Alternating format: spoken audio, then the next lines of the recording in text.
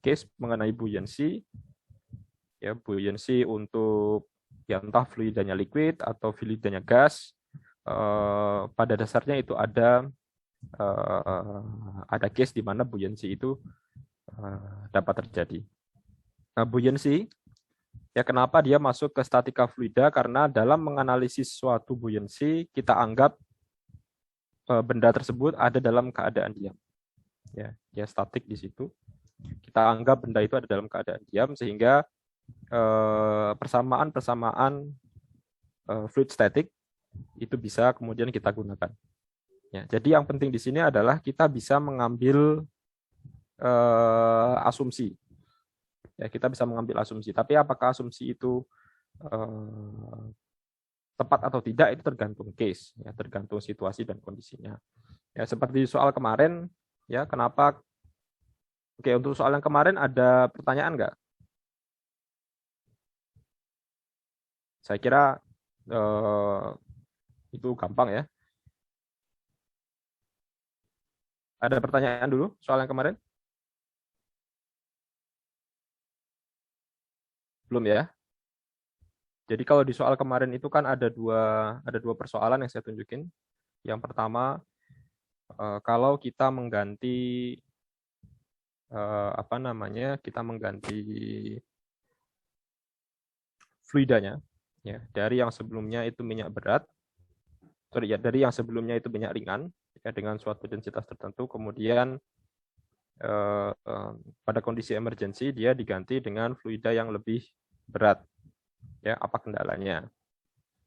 Kemudian case yang kedua itu kalau ada sumur, ya ada sumur yang memiliki tekanan di dalam, ya natural pressure-nya itu tertentu. Ya, bagaimana kemudian kita mengontrol dengan drilling fluidnya. Ya, karena salah satu fungsi dari drilling fluid kemarin sudah saya sampaikan, dia adalah untuk mengantisipasi supaya tidak ada tekanan liar dari dalam. Yang namanya drilling itu kan kita melakukan estimasi. Ya, sebenarnya kita nggak tahu di dalam itu tekanannya berapa. Kalau Anda baru pertama kali ngedrill gitu ya, posisinya kita nggak tahu di dalam itu tekanannya berapa. Bisa jadi tekanannya memang rendah, which is fine, jadi nggak akan ada masalah.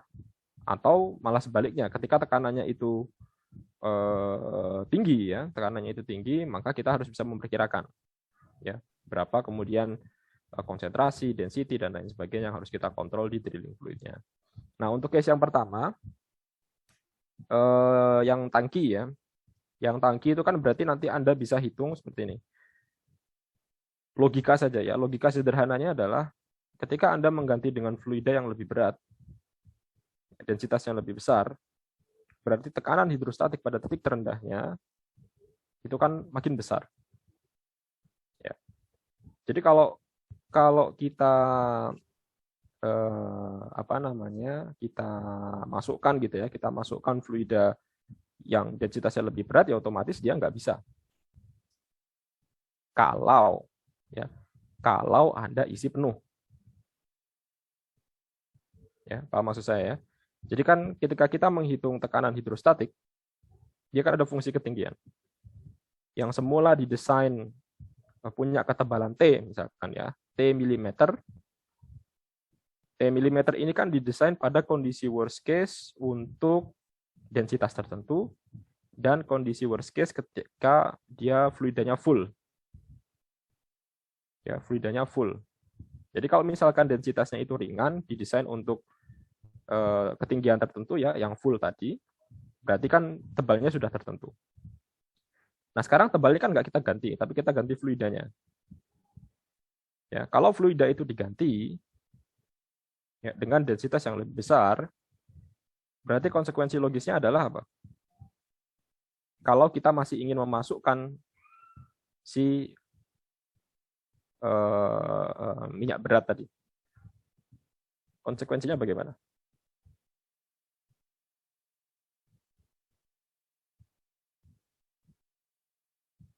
Ada yang mau coba jawab? Mengisinya mungkin tidak penuh sih Pak, yang konsekuensi pertamanya. Gimana? mengisinya tidak penuh karena Oke. kan pada saat mungkin yang dalam dinding yang paling dasar kan lebih tebal daripada yang daripada atas tuh, Pak. Karena dindingnya dengan asumsinya di situ fungsi ketinggian dari tangki juga sih, Pak. Ya. Jadi dia itu kan didesain dengan tadi yang saya bilang ya, dia didesain dengan densitas untuk minyak ringan dan hanya sudah tertentu tadi. Nah, jawaban Abdurrahman tadi betul. Ya, jadi dalam desain itu ya, dalam kondisi ini kan kita punya batasan. Tebalnya ya tetap aja kan, kita nggak mungkin ganti tebal dinding tangki. Ya, oke. Jadi kondisi yang pertama harus kita tahu adalah tebal tangkinya nggak mungkin dirubah. Ya, berarti Anda harus bisa memainkan parameter yang lain. Ya, parameternya apa? Ya kuncinya adalah parameter yang kemudian memberikan tekanan di bawah itu besarnya sama dengan tekanan desain. Ya, tekanan desain itu kan korelasinya dengan tebal. Kemarin kita sudah bahas.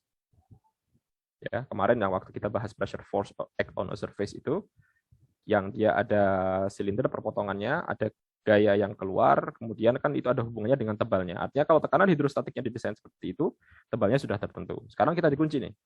Tebalnya sudah tertentu, kita hitung balik. Berarti tekanan hidrostatik yang mampu ditahan oleh si tangki dengan tebal tertentu tadi harus sama. Berarti kalau densitasnya kemudian lebih besar, levelnya itu harus lebih rendah. Ya, levelnya lebih rendah. Jadi logikanya seperti itu.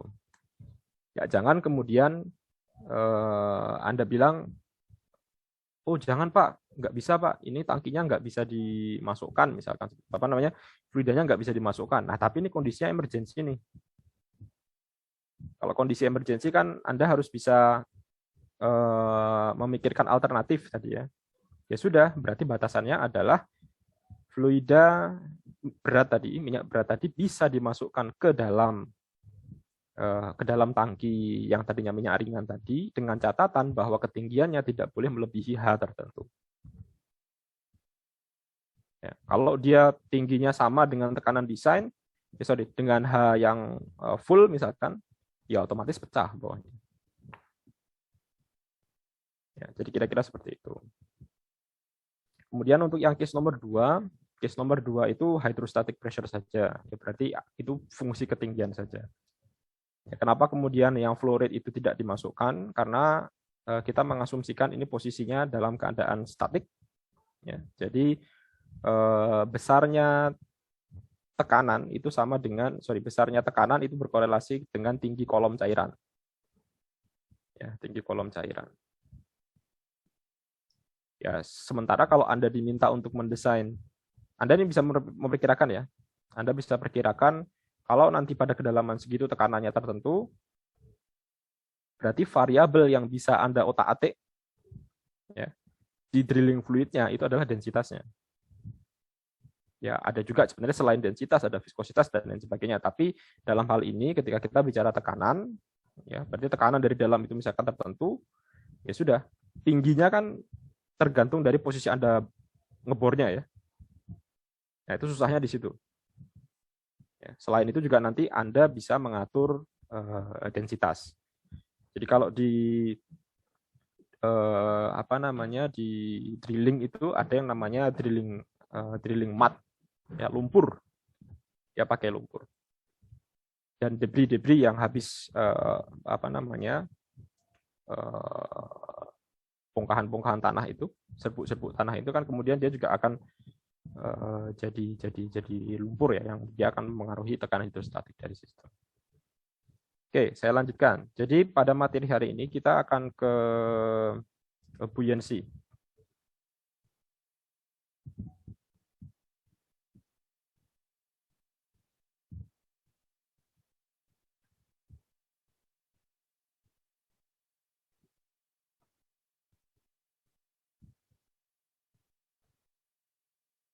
Ya, saya kira Anda juga buoyancy sudah dapat ya, di fisika sudah dapat, di SMA juga sudah dapat. Mungkin yang akan lebih saya tekankan di sini nanti adalah aplikasinya. Ya, kalau ini kan theoretical, ya part yang theoretical yang harus saya sampaikan. Kenapa sih Anda harus belajar buoyancy ya di mekanika fluida? Salah satu yang ya tempat kerja yang mungkin nanti Anda ya bisa geluti itu adalah di petroleum engineering. Ya.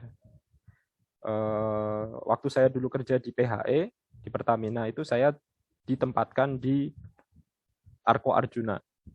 Ya, Arco Arjuna itu sebuah vessel, tapi vessel di sini maksudnya adalah floating storage, ya, sebuah kapal. Floating storage itu jadi dia adalah sebuah kapal yang di tengah laut, dia fungsinya untuk menampung.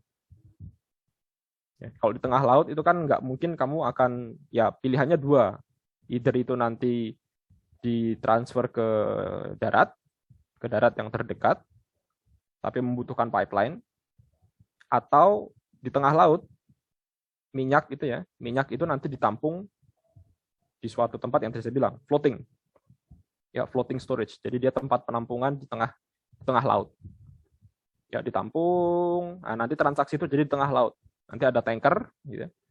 Tanker datang untuk ngambil minyaknya. Nah itu nanti kemudian ditransfer, ya ditransfer dari FSO. Ya, bisa juga FPSO, tapi seringnya FSO, floating storage offloading, itu nanti dipindahkan ke dalam tanker, oil tanker. Nah, dalam hal ini tentu saja, ya meskipun ini nanti lebih ke domainnya ocean engineering, ya ocean engineering. Tapi kan ada, setidaknya Anda tahu bagaimana konsepnya, gitu ya. Jadi kalau saya ingat waktu itu, jadi kapal itu posisinya dia bisa naik turun. Ya. Jadi kalau di tengah laut ya, jadi kan personel itu kan berpindahnya ditarik pakai crane.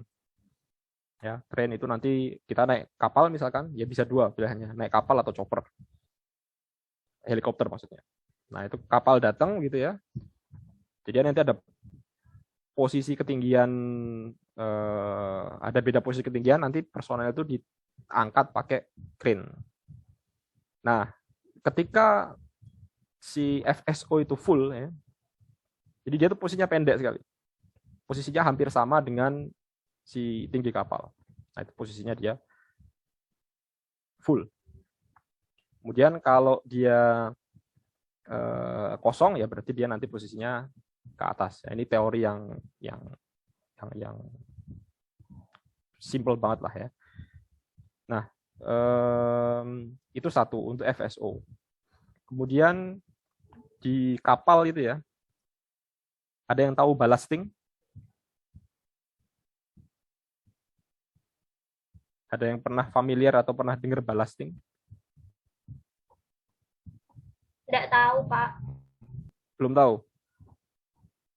Ya, jadi kalau kapal itu ya, terutama kapal-kapal tanker itu, dia ada kompartemen, ya, kompartemen di dalam kapal yang berisi fluida. Ya, berisi fluida. Fungsinya untuk apa? Fungsinya untuk menjaga stabilitas. Ya, nanti silakan kamu eksplor sendiri. Jadi di situ itu nanti ada tangki balas namanya, yang berisi fluida supaya kapal itu bisa pada posisi tertentu. Ya, kalau kapal itu posisinya terlalu tinggi, itu nanti dia nggak stabil. Ya, posisinya kan bisa oleng ya. Nah, biasanya diisi oleh tangki balas, diisi air. Jadi kalau tanker itu posisi kosong, logikanya kalau kosong kan berarti isinya udara. Kalau dia berisi udara kan dia ngapung tuh. Tapi kalau dia terlalu ngapung, nah itu nanti tanker itu dia bisa nggak stabil. Nah, jadi pada posisi kosong tidak berisi minyak, dia diisi oleh air. Ya, supaya dia itu posisinya lebih berada di dalam air gitu ya. Tapi nanti kalau posisinya dia akan mengisi minyak dari yang tadinya udara, udaranya dikeluarkan, berubah diisi minyak. Nah, si tangki air ini kemudian dikeluarkan. Ya, dia dikeluarkan supaya apa? Ya, supaya dia bisa ngapung. Kalau nanti itu diisi minyak, diisi air, dia makin berat, terlalu berat, tenggelam dia. Ya, jadi di situ fungsinya. Salah satu fungsi tangki balas itu nanti untuk menyetabilkan seberapa sih posisi dia itu ada di dalam air. Oke. Nah, theoretically tadi saya yakin ada sudah lihat di video. Kita kan basisnya dari pressure force act on a surface. Nah, buoyancy ini kita tinjau untuk yang arah vertikalnya. Ya, yang arah vertikalnya. Dengan mengasumsikan balok ini ya. Balok berarti untuk bidang luas yang symmetrical. Berarti kan masing-masing komponen di horizontal itu kan saling menghilangkan. Ya, kalau kita bicara keseluruhan. Sehingga yang kita analisis di sini adalah posisi vertikalnya. Nah, tadi ada pernyataan yang sudah saya lemparkan di awal. Jadi kenapa kita menggunakan asumsi fluid static itu karena nanti dia posisinya dianggap diam sehingga resultan dari force-nya itu sama dengan 0. Nah, di situ kemudian bisa kita turunkan. Ya, berarti P bottom dan P top-nya berapa? P dengan luasannya, ya berarti kalau misalkan itu ada delta X delta Y, berarti itu kan ada pressure dan ada luas permukaan yang bekerja di situ. Dan ada satu lagi yang arahnya berlawanan yang ada dari bottom. Nah, di sini kemudian bisa Anda uraikan, ya, berarti posisi berapa posisi kedalaman dia, rho GH di dalam airnya itu berapa. Kemudian yang satu lagi selisih, ya, yang posisi yang ada di luar itu nanti berapa. Sehingga kalau itu dikalikan dengan delta X delta Y kan itu menjadi volume. Berarti dari sini bisa Anda uraikan ya, bisa Anda uraikan. Kemudian buoyancy itu besarnya adalah sebesar berat fluida yang dipindahkan. Ya, kalau dalam hal ini tadi sebagian di sini udara, sebagian di sini cairan, ya berarti yang terpindahkan, fluida yang terpindahkan dengan volume total tadi itu berapa? Totalnya kan berarti seperti ini. Ya, karena ini nilainya sangat kecil bisa diabaikan sehingga kita bisa mengambil nilai untuk yang liquidnya. Nah, jadi sama halnya ketika kita bicara untuk balon udara. Ya. Balon udara yang diisi oleh helium, ya, diisi oleh helium. Nah, di sini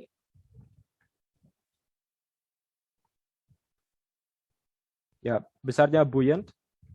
Ya, besarnya buoyant kan berarti sebesar yang terpindahkan.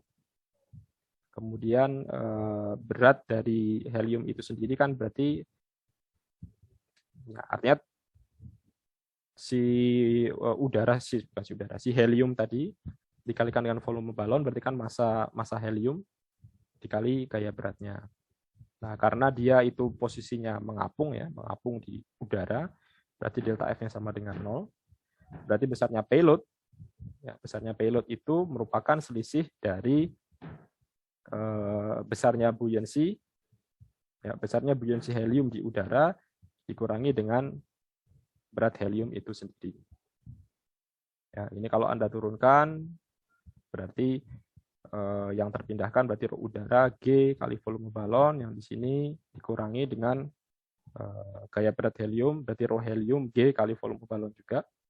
Ini Anda kelompokkan G kali volume balon udara, kemudian selisih, ya, selisih antara densitas udara dan densitas helium. Ya, karena densitas dari gas, ya itu bisa kita dekati dengan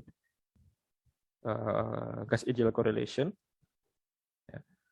Jadi kita bisa runut ke molecular weight-nya. Ya, PV-nRT, ya, PV-nRT berarti kan jumlah molnya berapa dibagi dengan volumenya, berarti nanti ketemu satuan apa namanya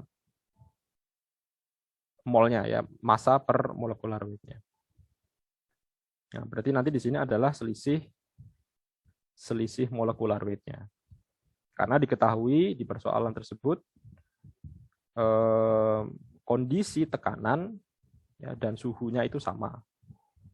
Ya, tekanan udara di dalam dan tekanan udara di luar, suhu di dalam dan suhu di luar itu kondisinya sama. Sehingga kita bisa tarik keluar, kemudian yang Anda hitung nanti selisih molecular weight-nya. Terus gimana kalau kondisinya berbeda ya? Tinggal Anda masukkan saja. Berarti Anda menghitung densitas udara dengan tekanan dan suhu yang ditentukan. Yang satu lagi juga tekanan apa namanya untuk yang heliumnya, berarti tekanan dan suhu untuk si helium. Nah, itu bisa diotak-atik. Ya, makanya kenapa kalau yang balon-balon udara itu kan kadang-kadang dia ada pemanasnya. Ya, diberi pemanas. Nah, itu kan dia memanipulasi densitas. Ya. Dia memanipulasi densitas.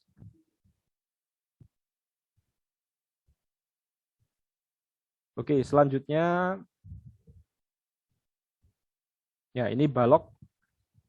Ya, balok mengapung di antara campuran air dan minyak. Nah, di sini yang diketahui adalah data specific gravity. Ya, specific gravity itu kan rasio ya, perbandingan antara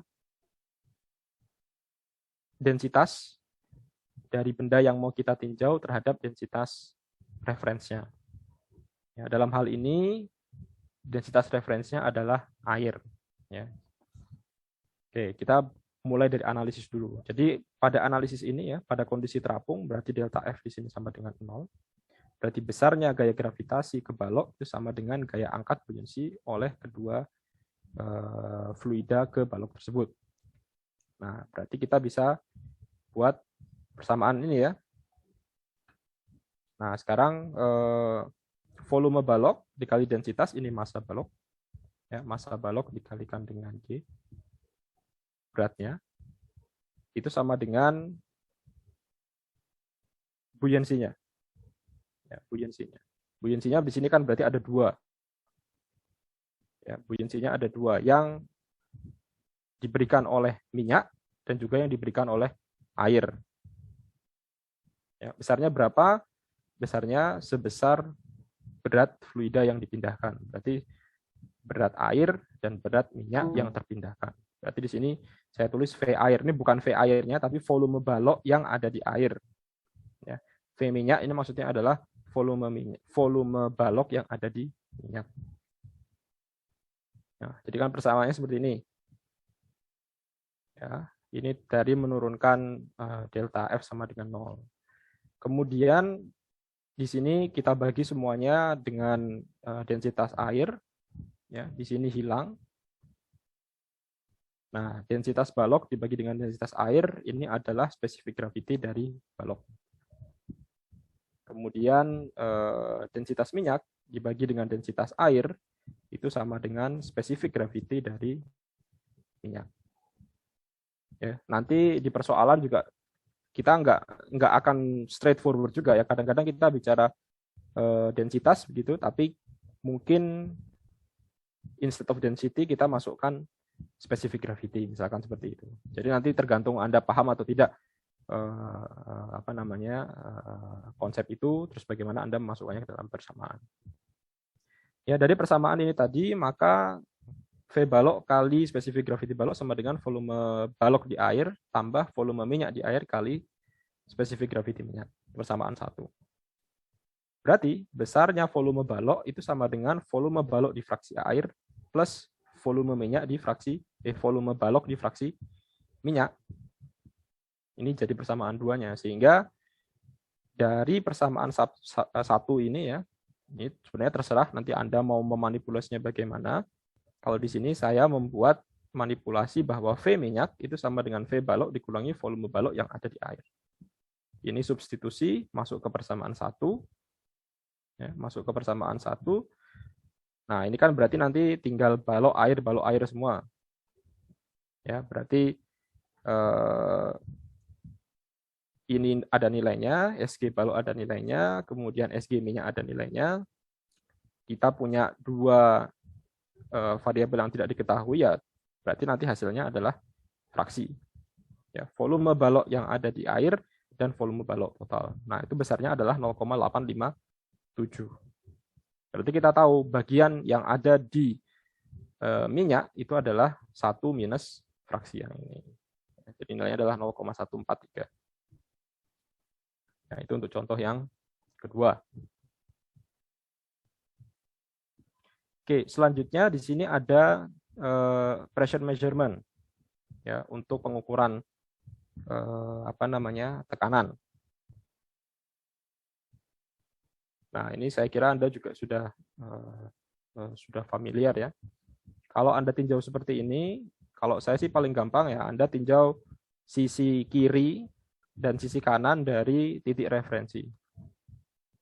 Ya, titik referensi di sini saya pakai titik B, yang namanya titik B itu pasti di sini satu tekanan. Ya, di sini satu tekanan. Nah, kemudian baru nanti Anda runut ke ke belakangnya, ya, ke belakangnya. Ya, kalau di sini ada dua metode ya.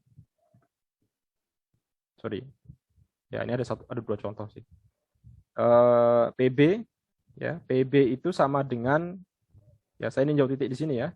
Berarti kan tekanan di A, karena dia berhubungan dengan sistem A. Jadi tekanan di A tambah apa? Tambah tinggi kolom cairan. Ya, karena di sini air ya, berarti di sini rho air kali G kali 3 ya, 2 tambah 1 di sini 3.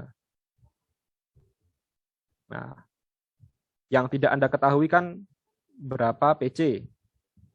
Ya, kalau Anda sudah tahu kondisi A, hidrostatik di sini berapa, berarti Anda tahu PB Anda tahu, berarti Anda bisa memperkirakan berapa tekanan yang ada di PC. Nah, PC itu sama dengan PB, karena Anda preferensinya dari sini, posisi tekanan yang paling tinggi kan berarti di sini nih. Ya, tekanannya paling besar kan ada di bawah, berarti PB dikurangi tinggi kolom cairan sampai ke C. Ya, berarti di sini ada rho air kali G kali setengah. Anda tahu PC. Nah, sekarang Anda ingin diminta untuk mencari PD. Ya, PD berarti setelah Anda tahu PC, nah PC dikurangi dengan tinggi kolom gasnya. Ya, berarti PC dikurangi rho gas G kali setengah. Nah, Anda dapat PD. Atau cara yang kedua ya, Anda langsung masukkan saja bahwa PB Anda tinjau yang ada di sebelah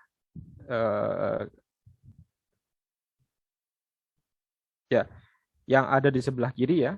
Di sini ini sebelah kiri. Berarti PB sama dengan PD tambah tinggi ini setengah rho gas kali G tambah setengah rho air kali G. Jadi Anda dapat persamaan PB, ini persamaan 1. Kemudian yang di sebelah kanannya Anda buat persamaan. Berarti PB sama dengan PA tambah 3 rho air kali G. Nah, ini sama-sama PB, Anda jadikan ini suatu persamaan ya.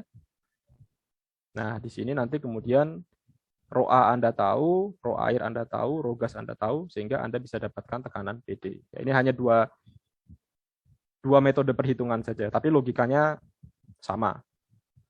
Ya. Atau case yang ini, ya, ini juga sama ya. Anda mau pakai yang step by step method, ya, step by step method, PD, ya, berarti PD adalah PE tambah ini, kemudian nanti Anda runut lagi, ya, sampai nanti Anda tahu tekanan yang ada di A. Berarti selisihnya berapa. Atau cara yang kedua berarti Anda langsung meninjau titik C, kemudian di titik C itu karena dia ada dua sistem yang berhubungan, ya Anda tinjau salah satu di sini untuk membuat suatu persamaan satu misalkan. Kemudian di sini ada persamaan duanya. Sehingga di sini sama-sama PC, dua sistem tadi Anda gabungkan, Anda dapat selisih antara PA dengan PE. Ya, kalau ini apa namanya, besarnya spring saja. Oke, sampai di situ ada pertanyaan?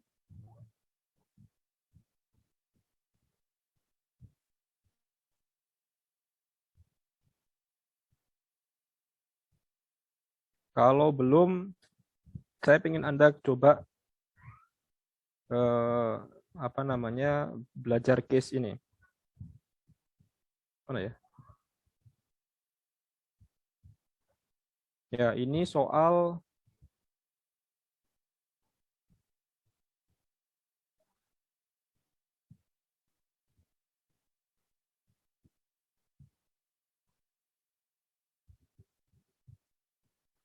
ya, ini adalah soal UTS.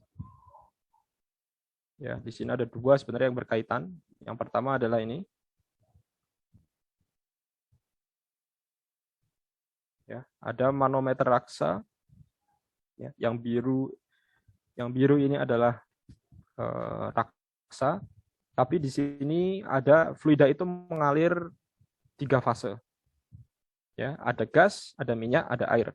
Garis putus-putus yang pertama ini, di atas garis putus-putus yang pertama ini ada fase gas di sini. Kemudian di tengahnya ada minyak, dan di sini ada air. Nah, si air ini kemudian menekan manometer ya, yang berisi raksa tadi. Kemudian dia mengubah level, ya, mengubah level.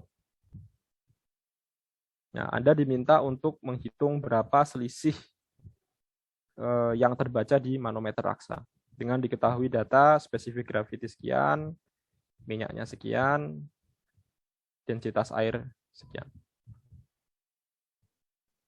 Nah, dengan diketahui titik A, ya, itu posisinya 1 feet, kemudian di sini 2 feet. Itu untuk yang pertama. Kemudian untuk yang kedua, tadi pressure measurement ya. Kalau yang ini kaitannya dengan apa namanya, buoyancy. Jadi di sini ada suatu kapal selam, ya berada di permukaan air. Kemudian kapal selam tersebut seolah-olah dianggap sebagai bentuknya silinder, ya, diameternya 20 feet, panjangnya 100 feet. Nah, apabila pada kondisi semula, ya, kapal itu berisi udara, ya, yang dianggap kemudian bahwa si kapal, ya, jadi si kapal itu dia punya berisi udara tertentu, kemudian dia tekanannya adalah 0,425. Sorry, SG-nya, spesifik gravity-nya adalah 0,425.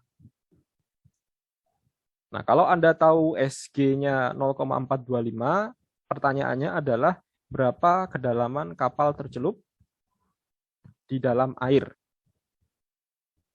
yang densitasnya adalah 62,4 pound mass per cubic feet.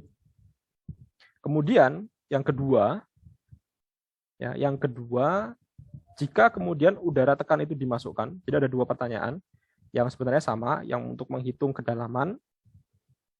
Ya, tapi kondisi yang pertama itu SG-nya 0,425, tapi yang kedua ketika ditambahkan udara tekan, kemudian SG-nya berubah menjadi 0,8 atau gambarnya jadi seperti ini. Ya, Anda diminta untuk menghitung berapa kedalaman. Ya, berapa kedalaman ini sampai ke sini.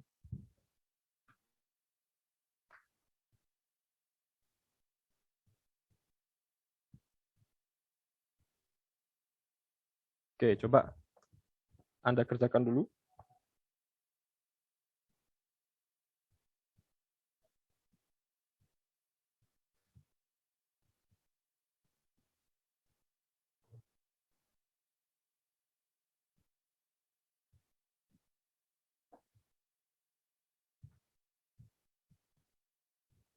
Sudah dicatat ini?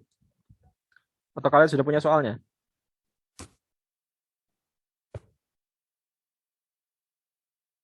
Oke, saya asumsikan sudah ya. Oke, coba dikerjakan dulu. Menurut kalian gimana itu penyelesaiannya?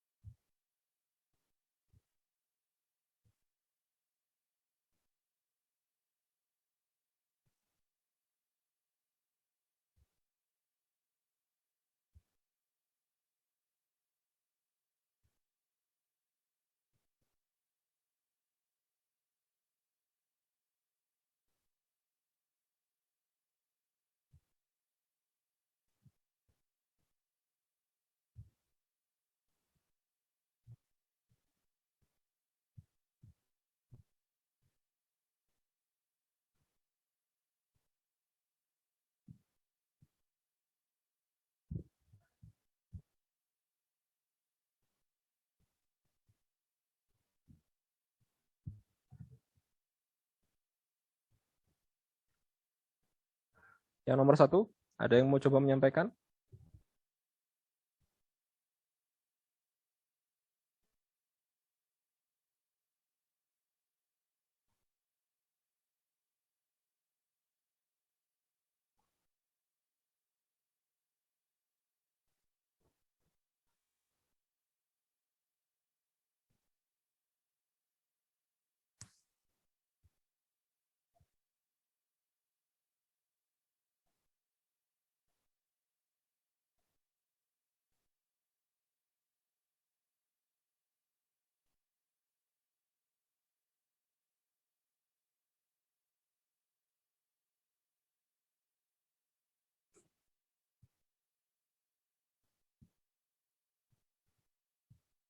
Atau yang nomor 2? Ada yang sudah tahu nomor 2?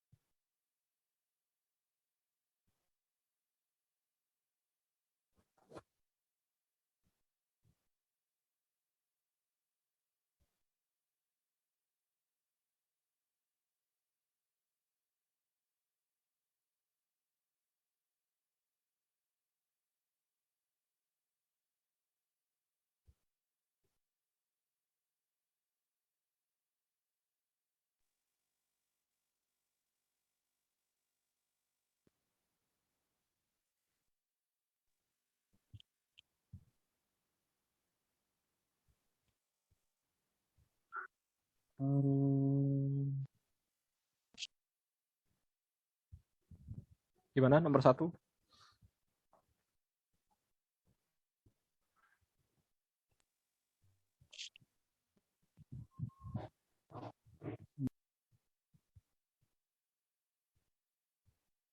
Ya, nomor 1 itu kan Anda sudah, sebenarnya datanya sudah cukup lengkap di situ. Anda misalkan membuat eh, apa namanya, mau di titik yang paling bawah, ya, atau di titik di mana fluida itu levelnya, ya levelnya pada level yang sama dan fluidanya masih sama, berarti otomatis tekanannya di situ masih sama. Ya terserah, Anda mau ngitung di paling bawah, posisi di U-nya paling bawah itu, atau di posisi di mana level tinggi muka cairan merkuri ya di sisi sebelah kiri dan referensi yang ada di sebelah kanan itu kemudian Anda anggap sama. Berarti apa? Berarti kan Anda tinggal hitung. Kalau Anda mau analisis yang di sebelah kiri, karena di sini ada tekanannya sama, berarti kan yang di sebelah kiri gambar tadi ya, itu nanti ada tekanan A. Tekanan A-nya kan sudah diketahui.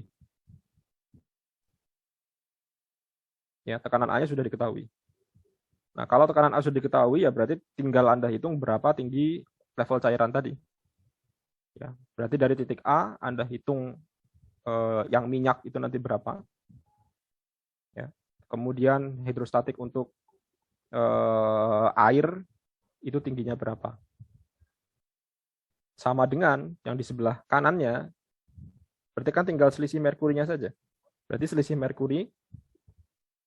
merkuri sama dengan rho merkuri dikalikan dengan G dikalikan dengan H merkurinya. Nah, karena titik yang Anda tinjau itu sudah sama kan berarti levelnya masing-masing sudah Anda ketahui, densitasnya sudah Anda ketahui, sehingga untuk titik yang sama Anda bisa hitung selisih antara merkuri tadi. Ya, antara tinggi muka merkuri yang tertinggi sampai ke level yang sejajar dengan merkuri yang ada di kolom sebelah kiri. Ya, itu nanti beda delta H-nya di situ. Kemudian yang nomor 2. Yang nomor 2 ini gimana?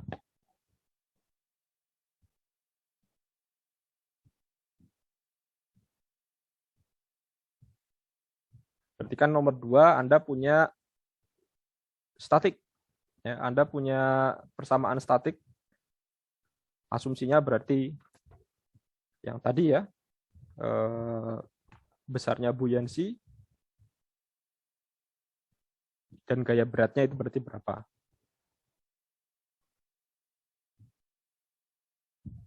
Nah, karena dia posisinya terapung kan berarti nanti delta F sama dengan 0, besarnya buoyancy sama dengan besarnya gaya berat sih. Gaya beratnya dari kapal.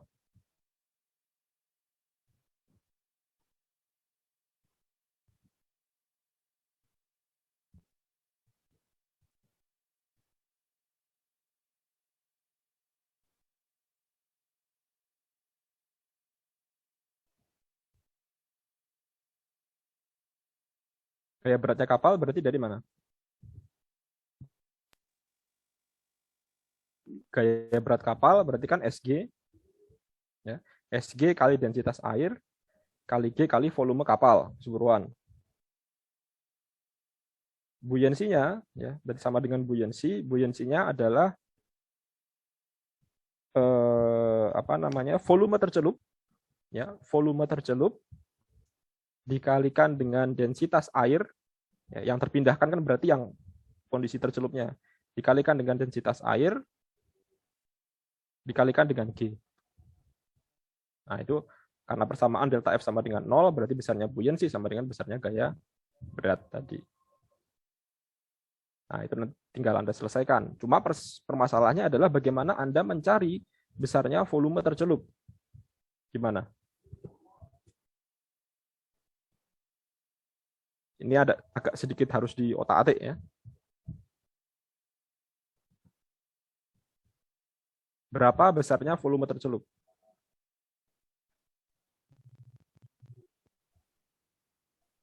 Volume kapal dikali SG-nya. Oke, gini. Kalau Anda tahu, ya anggaplah kalau di gambar tadi ya, saya gambarnya seolah-olah ada seperti kayak potongan pizza.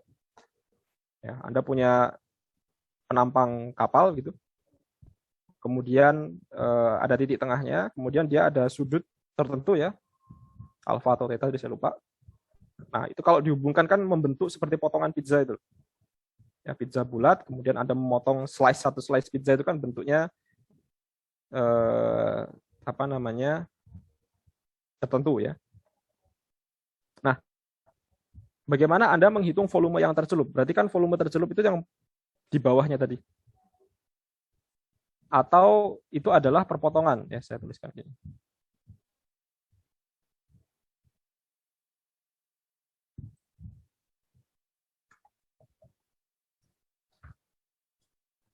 Jadi kalau Anda punya seperti ini, di sini senternya,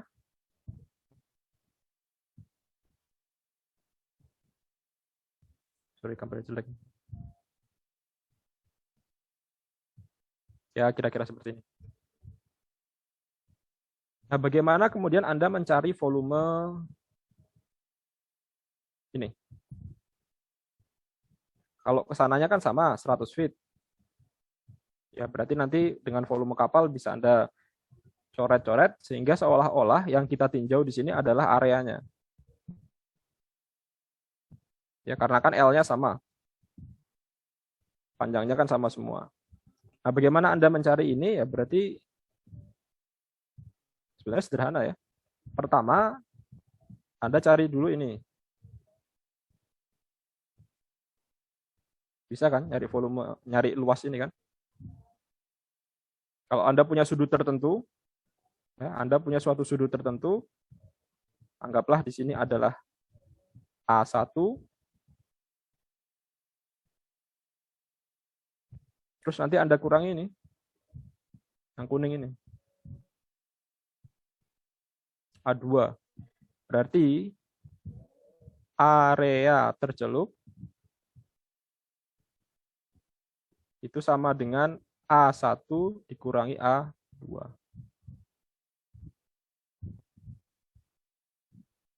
Nah, ini nanti Anda manipulasi dengan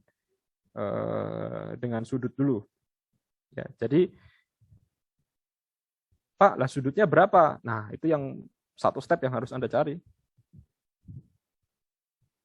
Ya, berarti cari sudutnya. Ya, cari sudutnya berapa, kemudian dari persamaan ya, dari persamaan matematis nanti akan ketemu sudut. Nah, kemudian kalau sudah ketemu sudut, nah nanti ini kedalaman ini bisa Anda cari dari persamaan. Gitu ya, clue-nya seperti itu. Nanti yang satu lagi, yang posisi 0,825 berarti sebaliknya, dia kan ke bawah. Ya, berarti posisi tercelupnya itu hampir semuanya dia tercelup, sisanya yang dia nongol di atas permukaan. Oke, sampai di sini ada pertanyaan?